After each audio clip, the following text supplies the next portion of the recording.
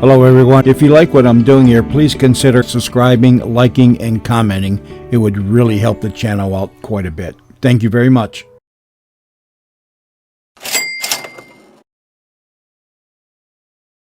This is the BBC. You see, you didn't get a laugh, did you? I didn't intend to get a laugh. Well, it's a fine attitude to take on a comedy show. It's neither in what you say, it's the way you say it. I'll show you. Ron? Yeah?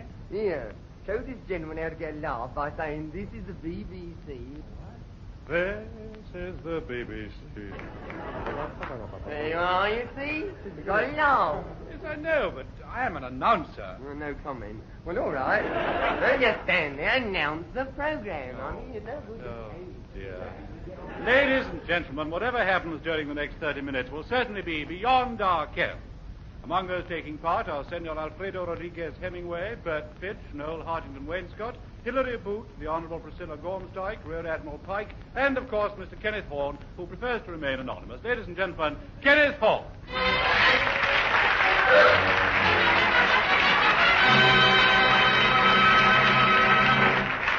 Hello, good evening, and welcome to Beyond Our Ken. Now, first of all, I have a special message for shipping.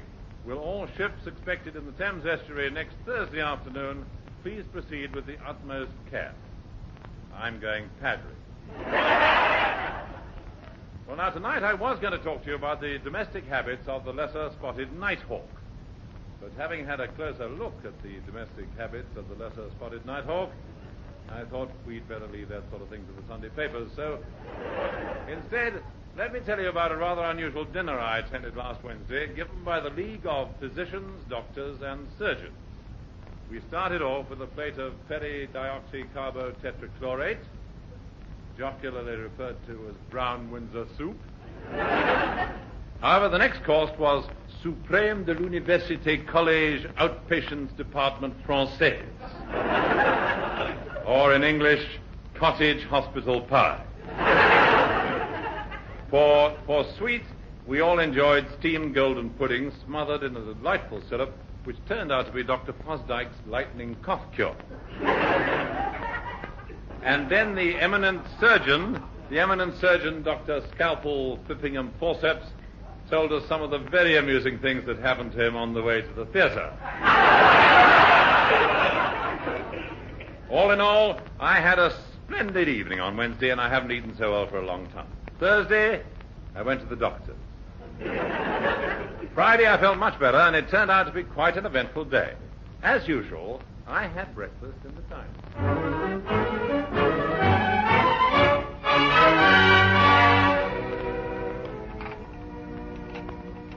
Can I clear away now, sir? Oh, I say, Prudence. Yes, sir? Just look at this desk. I can write my name in the dust. Oh, sir, I wish I was educated like you. Well, whip a duster over it when you got the moment, will you? By the way, Prudence, what's the time? Just 9 o'clock, sir. Oh, is it? I'll just switch on. I mustn't miss Housewife's Choice. Hello, housewives, and what a lovely sunny morning it is. Just put those old pots and pans away for a while as you listen to your very own programme. And good morning first to Kenneth Horne of Kensington. I hope you're listening, because here is the record you asked for. Oh, at last. I've been waiting for weeks. Teddy bear who's been good. Oh, bother.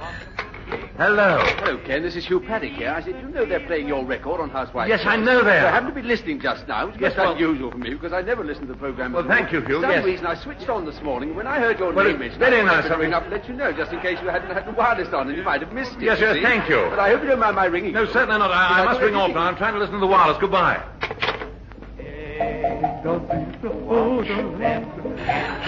Oh, not again. Oh, dear.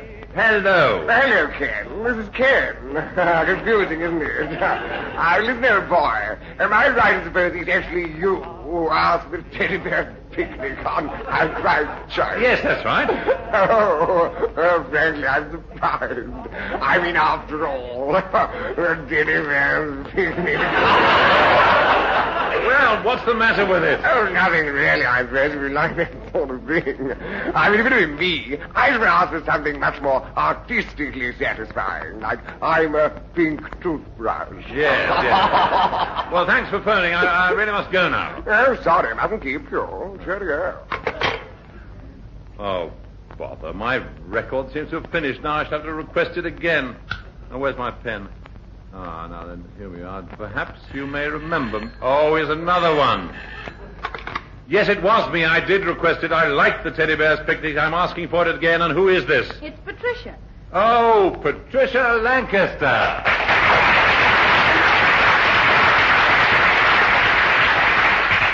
Sorry to have been so rude, Pat. Now, what can I do for you? Well, Ken, I just phoned about my song for the show. Oh, I say, I got an idea. Why don't you do the teddy bear's picnic? Well, I'd love to, Ken, but I've already chosen my song. It's called I'm Gonna Ring the Bell Tonight. Well, that's an even better idea. How does it go again? Like this. I don't care what I did last night or the night before that, and the night before that, too. I'm gonna ring the bell tonight. I'm gonna ring the bell tonight. That's what I'm gonna do.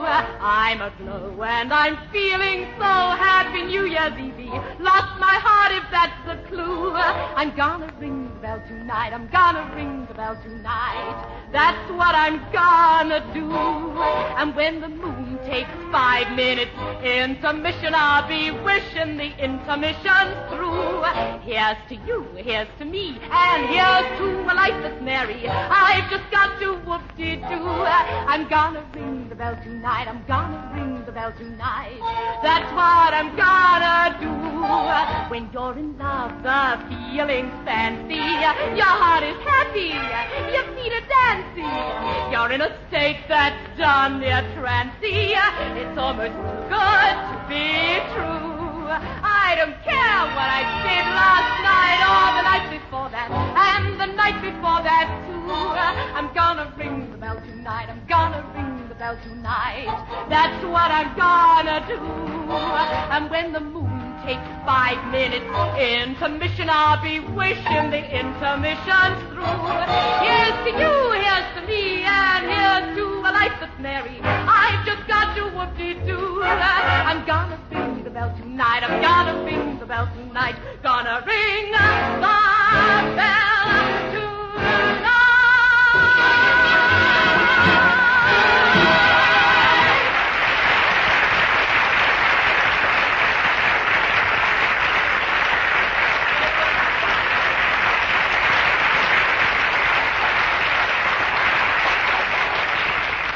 Thank you, Pat. That was lovely, and it came over the phone well, too. Goodbye.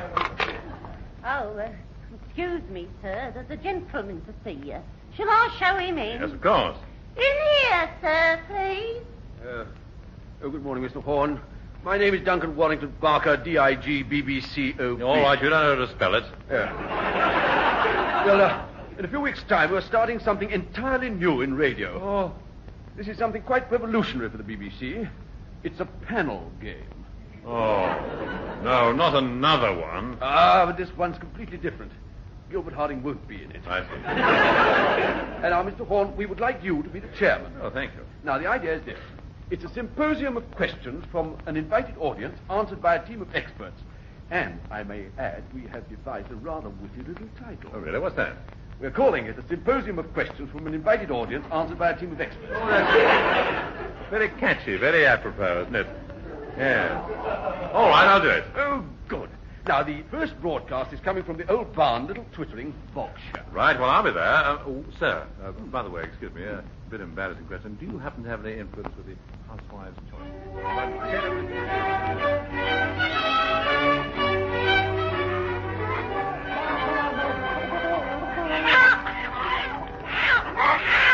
Hello, Mr. Corset.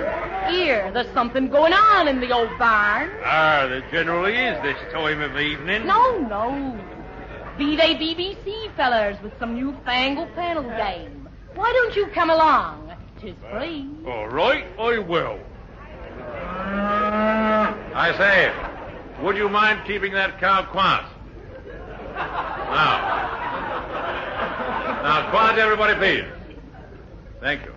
This is the BBC, and welcome to Little Twittery. Tonight our panel consists of first, at the top of the table, philosopher, poet, and writer, Bertrand Bussell. Good evening. And next to him, charming and talented actress Eunice Gaysmile. Hello. Next, our expert on local government, chairman of several committees and prospective parliamentary candidate for the Goodwin Sands, Mr. George Simcox. Hello, all. Finally, the well-known countryman and author, Arthur Fallowfield.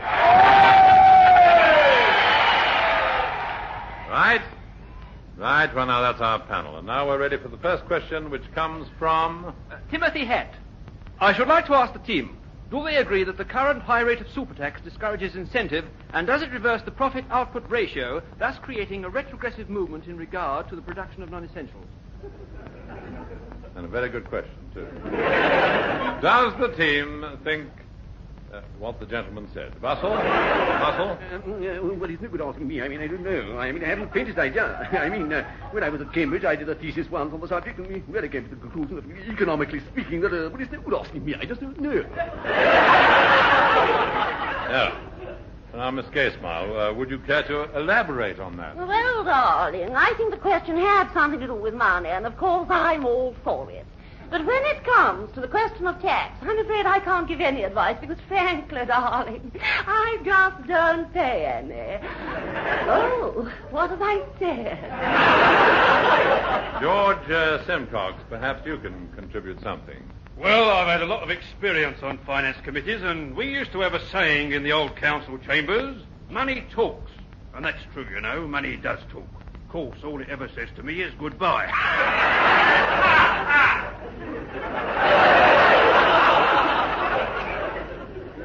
Well done, Simcox. And so you should be. Now, Fallowfield, what's the countryman's view of all this? Well, I think the answer lies in the soil. What do we simple country folk know about super tax anyway? We like to live a plain, honest-to-goodness, down-to-earth life. As I said to my chauffeur this morning, Philpotts, I said, to the glorious day, drive me down to the country. I don't think you can do it. Thank you, Arthur, very much. Thank you. Well, the team seems to be agreed on that point. Next question. I'd like to ask a question. Well, just a minute, sir, just a minute. I think this lady was first. My name is Mrs. Florence Fox. Well, never mind, dear. I'm very worried about my teenage daughter. Does the team think that young girls nowadays are given too much freedom? Simcox, we'll give this question to you. I'd rather have the teenage daughter. Yes, right. Now, Eunice? Well, darling, I do understand this problem because I played the part of a mother with this same problem in a recent play. And it was one torment after another. My billing wasn't right, the dressing room was appalling. And my dear, as for the leading man, well, he didn't seem to get the hang of his part at all. Absolutely no sense of character. But Eunice, surely that was the play you did with Alec Guinness. Yes, that's right. Whatever became of him? Now, Arthur, what have you got to say about teenagers? Oh, good luck to him, that's what I say. It's no good, you know, you can't fight nature. It's all harmless fun anyway. I'm sure Miss Gaysmile would agree with me. There's no harm in a bit of kissing and cuddling now and then, now is there, Eunice? No, darling, none at all. Good, then I'll see you afterwards. Well, now, I think we should hear from Bustle on this now, Bertrand. Get this chicken off my lap. It's laid an egg. Bustle, please. Bustle, pay attention, please. Now, do you think that teenage girls are given too much freedom? Well, I think I can answer this one. You see, as a man of the world, I feel that it is... Well, there have been certain situations in which, how shall I put it? I do feel qualified in saying it. I make this statement in all sincerity. Well, I remember once... what was the question again? Are teenage girls given too much freedom? Yes. Thank you. And on that note, we'll say goodbye from the panel, George Simcox. Hello. Eunice Gaysmile. Night, night, darling. Arthur Fallowfield. Happy plowing. And Bertrand Bustle. It isn't no good asking me. I mean, I haven't the faintest idea. And with that, ladies and gentlemen, we return you to the studio.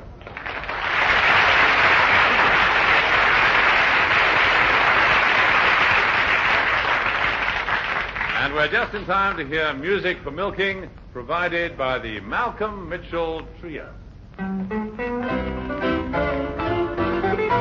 Well, I've sung this song, but I'll sing it again, of the people I've met and the places I've been, of some of the troubles that bothered my mind, and a lot of good people that I've left behind.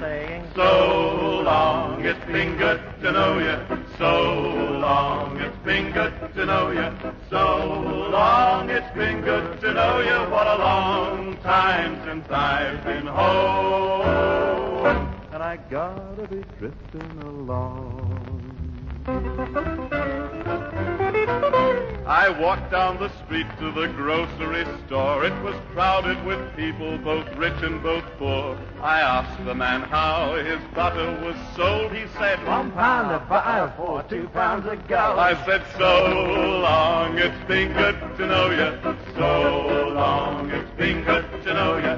So long, it's been good to know you. What a long time since I've been home. And I gotta be drifting along. So long, it's been good to know you.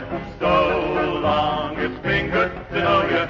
So long, it's been good to know you. What a long time since I've been home. And I gotta be drifting along. Gotta be drifting along. I've gotta be drifting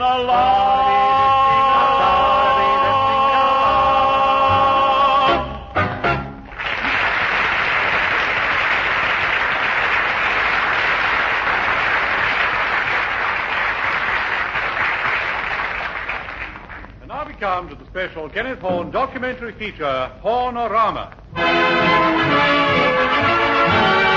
Yes, each week at this time, Kenneth Horne and his team of investigators bring you a factual report on topics of interest. And tonight, we present Sketchbook for 1908.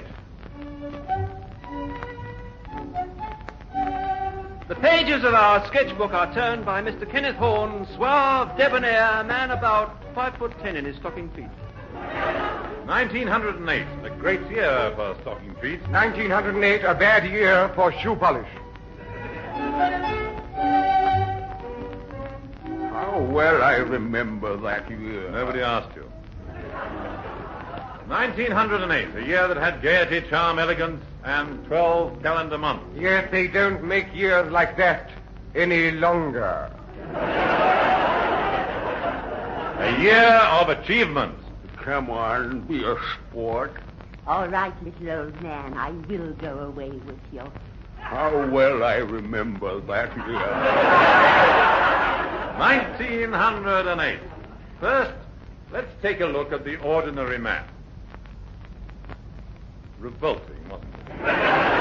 Now let's turn to something... That's right. Go on. Turn your back on the ordinary man. The time is coming. The hour is at hand. The workers are rising. About time, too, lazy devils. 1908. How well I remember that year. Oh, a glittering decade. And at the fashionable hunt balls, the cream of society gathered. Glittering and decayed.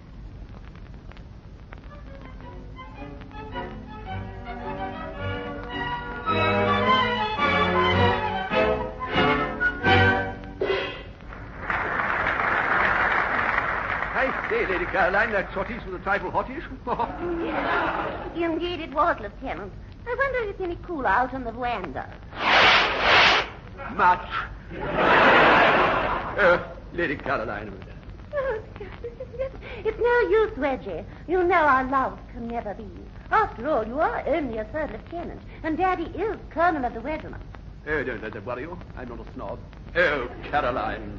Oh, Reggie. Sir, unhand my daughter. Colonel Smellingham Phipps. Sir, I do hope you're not thinking of holding Lady Caroline against me. You were doing all right on your own. Caroline, return to the ball. Now then, sir, who are you? Lieutenant Marchbank, sir. Marchbank? Marchbank? Her name's familiar. I seem to remember a Tiger Marchbanks once drank 4 Mayfair clubs dry and threw a policeman into the Serpentine. Any relation? My mother, sir.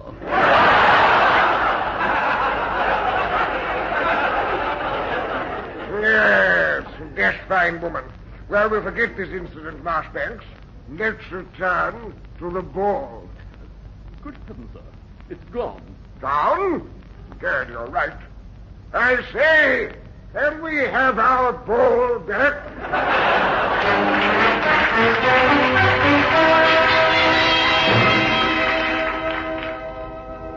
1908. How well I remember that year.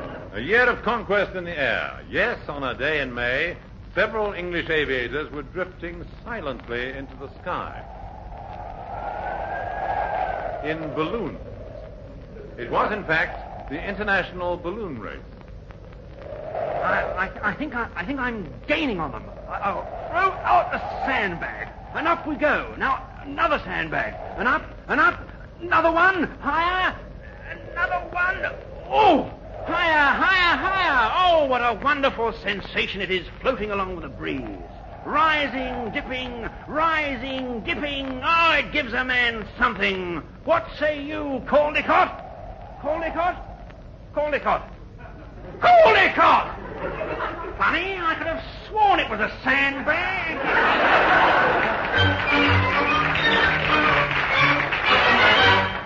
But it wasn't only in aviation that progress was being made. In America, Mr. Henry Ford had already developed the prototype of his new family motor car.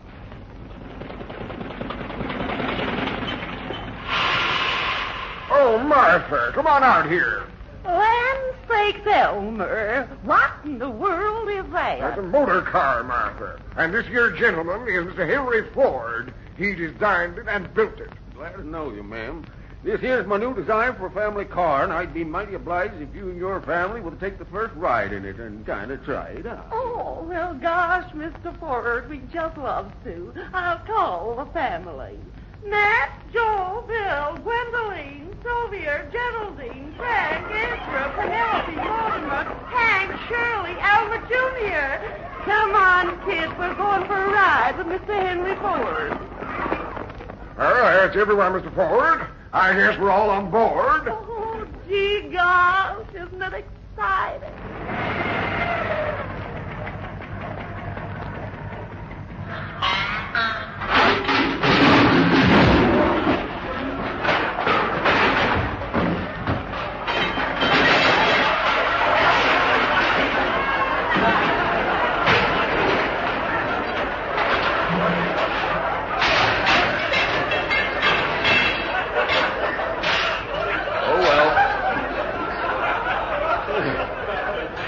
Back to the drawing board.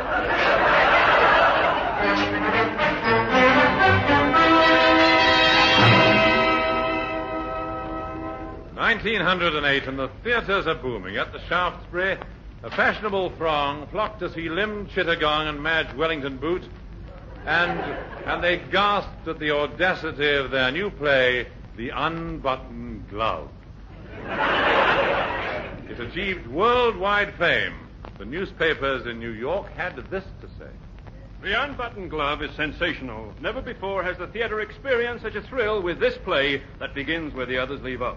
It will hold you, grip you, move you, enthrall you. Yes, it's a story of lust, hate, greed, envy, sex, violence, and corruption. And in London, the Times said, Diverting theater.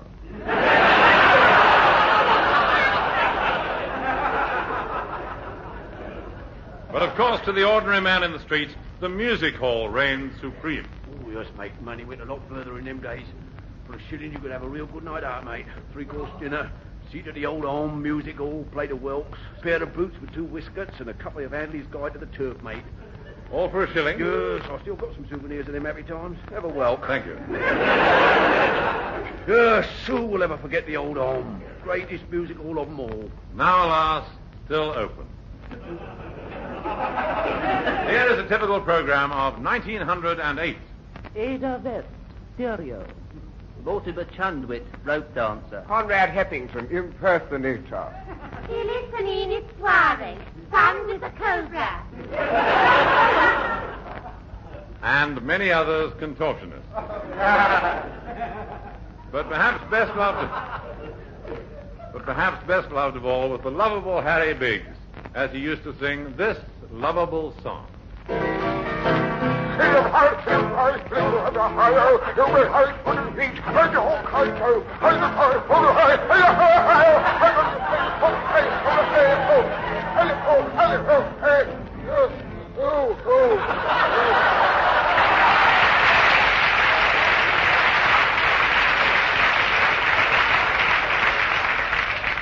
We must apologize for the quality of the recording, which of course is very old, but in case you missed one or two of the words, we have with us in the studio the lovable Harry Biggs himself. Now, Mr. Biggs, would you sing that song for us now?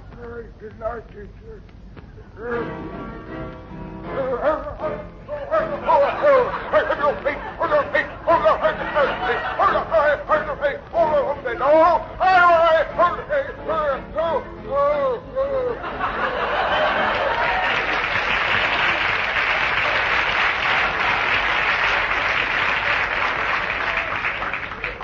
Yes, 1908 was indeed a year of melody.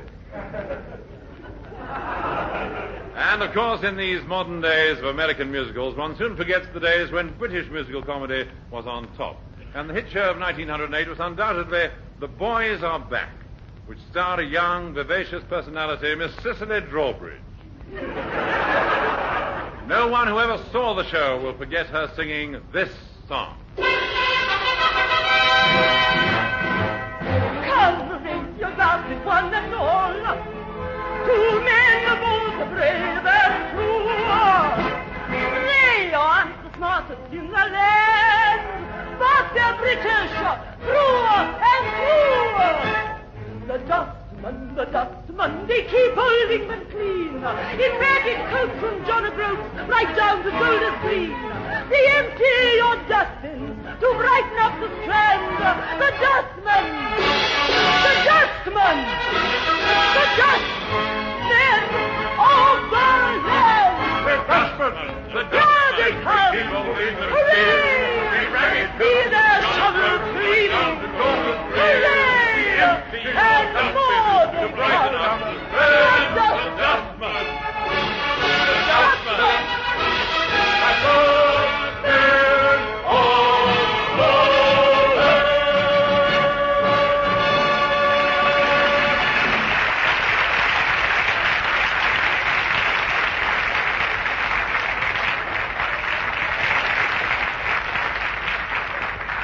Well, there you are. 1908, a year that's gone down in history. Right down. Oh, well, I remember that year. Oh, go away. This is Kenneth Horne saying goodbye for now and leaving you with this thought. If you put a police constable to bed, would you be laying down the law?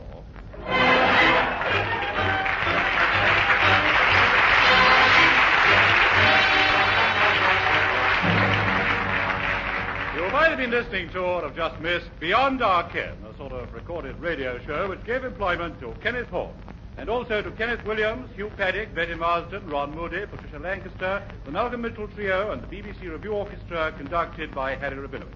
The script, believe it or not, was written, and letters of complaint should be sent to Eric Merriman and Barry Short. However, the onus must inevitably fall on our producer, Jake Brown.